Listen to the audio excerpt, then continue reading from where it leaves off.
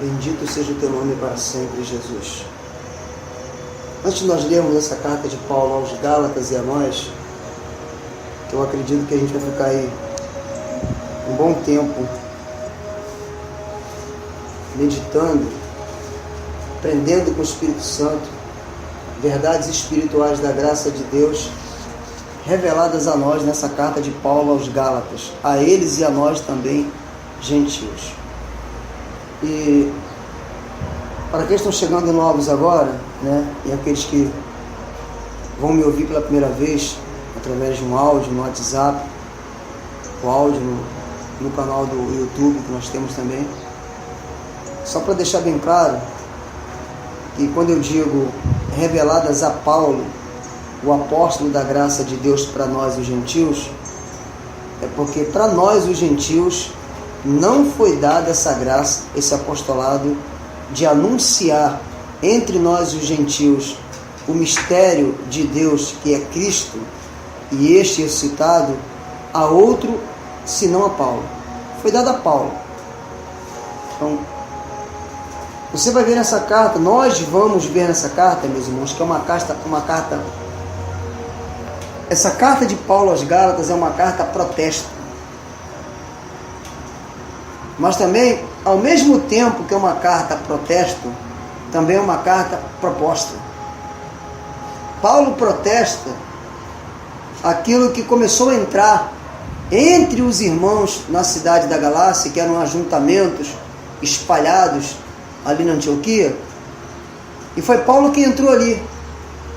Paulo anunciou o evangelho da graça de Deus para eles. E quem eram esses Gálatas? Não eram judeus. Gálatas eram gentios como nós. Paulo era um judeu. Paulo foi um rabino. Paulo foi um dos líderes do Sinédrio. Paulo era da seita dos fariseus. Paulo conhecia muito da lei, meus irmãos. Paulo conhecia muito do antigo pacto.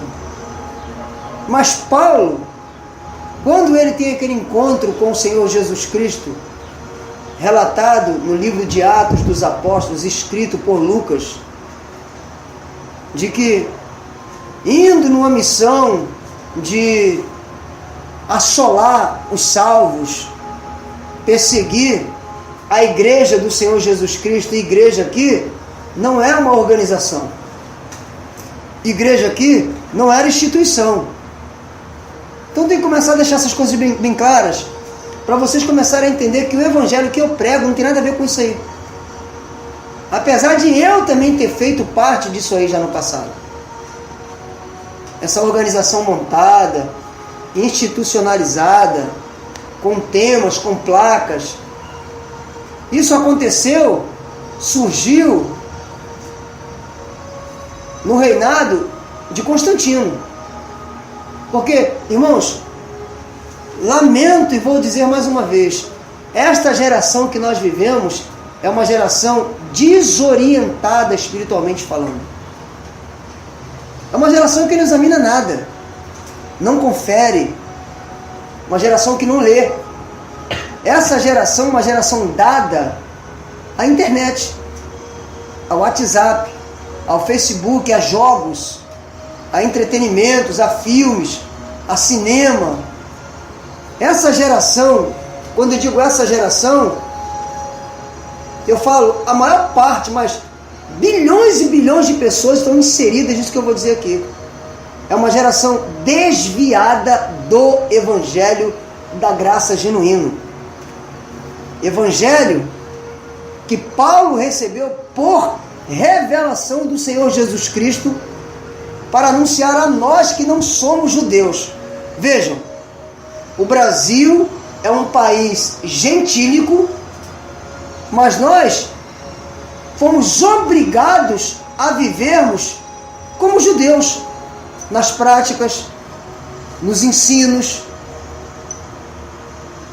E quanto mais alguém que ensina ganha as mídias, quer seja televisiva, quer seja na internet, nos meios da internet, nas redes sociais da internet, quanto mais se ensina isso que está aí, isso que está aí em nome de evangelho se torna cada vez mais forte. Vai ficando cada vez mais forte, meus irmãos, nas pessoas, na mente das pessoas. Nós, gentios, vivemos um relacionamento com Deus, ou melhor, achamos que vivemos um relacionamento com Deus em práticas ainda judaizantes, ainda da lei que foi dada por Moisés aos israelitas, e para piorar, tem agora os acréscimos do cristianismo, que foi inventado por Constantino, e os acréscimos adicionais e práticas dos movimentos evangélicos, que nós aderimos por ignorância, nós aderimos por incredulidade, nós aderimos porque não nos foi ensinado o evangelho da graça de Deus revelado a Paulo para nós que não somos judeus. Não foi. Aí o nosso amor por Jesus faz a gente agarrar essas coisas, achando que isso pertence a Ele. E já é o padrão. O padrão é esse. Você tem que entrar nesse pacote, porque se você não entrar nesse pacote, você está desviado. Essa é a ideia que eles nos passam. Por que eu estou falando isso? Antes de nós lermos. Porque não dá, meus irmãos. Por mais que eu tente simplificar, por mais que eu tente começar logo lendo, sabe, essas verdades espirituais na carta de Paulo aos Gálatas e a nós, não dá sem fazer essas introduções. Porque quem me ouve, e se eu não for bem explicadinho, se eu não trouxer uma introdução, sabe, colocando as pessoas localizadas, vai ser mais um herético. Ah, isso aí é uma nova era. Isso aí é mais uma invenção. Isso aí é mais um movimento que está surgindo. Não é movimento que está surgindo. A graça de Deus não é um movimento. A graça de Deus não é um movimento religioso inventado por homem nenhum. A graça de Deus é um poder divino. A graça de Deus é um favor de Deus que Ele fez em Cristo. Todos pecaram, destituídos estão da glória de Deus. Deus enviou o seu Filho, assumiu a nossa forma humana, veio como homem, nascido de mulher, debaixo da lei. No tempo de Deus Ele veio, e Ele veio como homem, revestido daquele homem chamado Jesus de Nazaré. Dentro daquele homem estava o Cristo, o Filho do Deus vivo. E isso é revelado para nós como?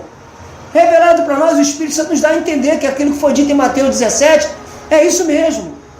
Quem dizem as pessoas que eu sou? Ele pergunta aos primeiros discípulos, ainda dentro dos limites de Israel. Olha, alguns dizem que tu és Jeremias, outros dizem que tu és Elias, outros dizem que tu és alguns dos profetas, e outros dizem que tu és João Batista. E vocês? Vejam, meus irmãos, que o Senhor não está preocupado em que o mundo diga quem Ele é a princípio. Ele quer que aqueles que o receberam pela fé, que aqueles que o seguem, que aqueles que professam ter a fé nele como seu Salvador, Ele quer que esse os conheça. E essa geração é uma geração que não conhece aqueles que eles professam. Porque a maioria ainda está andando atrás de Jesus de Nazaré, Jesus o Galileu, o filho de Davi. Queridos, na carta de Paulo aos Romanos, no capítulo 7, nós já lemos isso aqui em outras reuniões passadas, em outros discipulados, Paulo disse: vocês pertencem a outro, aquele que ressuscitou. Aleluia. Jesus de Nazaré foi uma manifestação do Cristo, o Filho do Deus vivo, para cumprir um propósito para o povo de Israel, e nós, os gentios, fomos alcançados pela misericórdia, é o que Paulo fala em Romanos 15. Ele veio obedecer a Deus, porque Deus tinha promessas a respeito do povo de Israel. Deus fez promessa aos patriarcas, e o Cristo veio cumprir isto. E nós, os gentios, já haviam profecias, sabe, liberadas a nosso respeito, Glória a Deus. que estava oculto. Estava oculto. Entre os judeus, entre o povo de Israel, estava oculto. Ainda que lendo, eles não entendiam. Porque eles liam o livro de Isaías, eles liam o livro de Oséias, eles liam o livro de Jeremias, mas está lá. As profecias liberadas a nosso respeito estão nesses livros e entre tantos outros. O primeiro a receber essa profecia a nosso respeito foi Abraão. Em ti serão benditas todas as nações. Será que um judeu não via aquilo? Via, mas não conseguia entender, porque eles ainda se achavam o único povo exclusivo. Só a eles pertenciam a salvação. Queridos, nós fomos alcançados pela misericórdia de Deus. Glória a Deus. Aleluia, Jesus. A misericórdia de Deus chegou até nós. Agradecemos. Depois da ressurreição, a misericórdia chegou até nós, Obrigado, se manifestou, se cumpriu de maneira pública e real Glória a Deus. na vida de Paulo. Porque foi Paulo que recebeu esse ministério. Eu quero deixar bem claro aqui nesse áudio que vai se espalhar, eu sei, não foi Calvino, não foi Armínio, não foi Lutero, não foi Agostinho, não foi nenhum desses homens, nem outros. Quem recebeu a graça de Deus para nós, os gentios, foi Paulo. Glória a Deus. Esses homens pegaram interpretações nos livros de Paulo, e a maioria deles errada. Porque a carta de Paulo aos Gálatas e a nós não é apenas a carta da liberdade, não é apenas um protesto. Há uma proposta aqui que ainda não se ouviu falar. A proposta dessa carta é a vida guiada pelo Espírito Santo. Glória a Deus. Paulo denuncia as obras do judaísmo? Sim. Vamos denunciar as obras do cristianismo? Sim. As práticas e ensinos dos movimentos evangélicos, quer sejam pentecostais, neopentecostais, carismáticos, tradicionais, não importa, sim, mas tem que ter a proposta. Queridos, um salvo não pode ser salvo sem o Espírito Santo. Já falei isso aqui e vou repetir. Amém, Jesus. Tudo tem que passar pelo Espírito Santo, do início do novo nascimento até a nossa, sabe, a nossa transformação desse corpo corruptível para um corpo incorruptível que nós herdaremos do Senhor. Amém. Tudo passa por Ele. Não existe vida com Deus, vida em Cristo, sem o Espírito Santo. Não existe, meus irmãos, esqueçam. Esqueçam. Se um salvo não for guiado pelo Espírito Santo, ele vai ser guiado pela carne. Glória a Deus.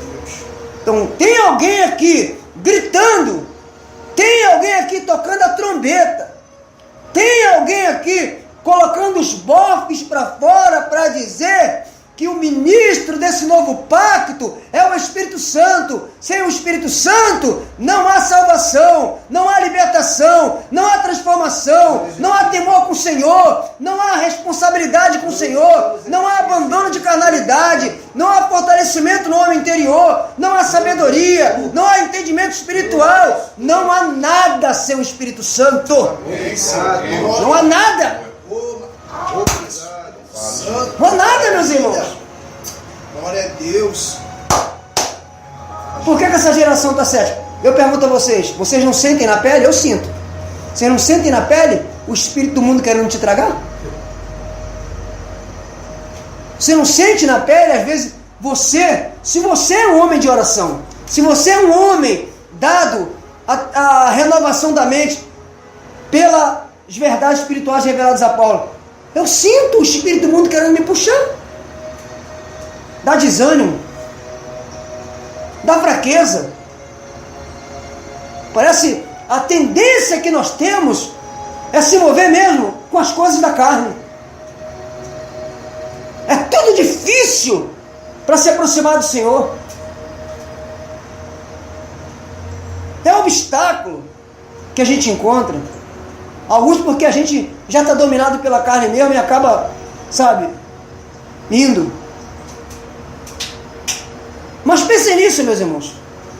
Mesmo que aos trancos e barrancos, na maioria de nós, mesmo que aos trancos e barrancos, mas por que você não desistiu? Por causa do Espírito Santo.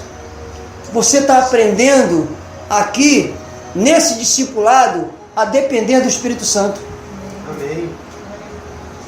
Você está aprendendo nesse discipulado em graça, de que você depende do Espírito Santo. E se você entregar o senhorio de todo o teu ser ao Espírito Santo, Ele é poderoso para completar esta obra até o final. Amém. Amém. E você vai entendendo que todas as tuas tentativas para se melhorar só se piora. A coisa só começa a melhorar quando você descansa no poder do Espírito Santo. Quando você confia na ação do Espírito Santo. Quando você diz, Espírito Santo, tu és o ministro desse novo pacto. Sem o Senhor, Jesus Cristo, o ressuscitado, não pode ser formado em mim. Sem o Senhor, eu jamais vou compreender as coisas que me foram dadas gratuitamente. Eu estou falando dos benefícios da graça. Sem o Senhor, não há anjos em meu favor.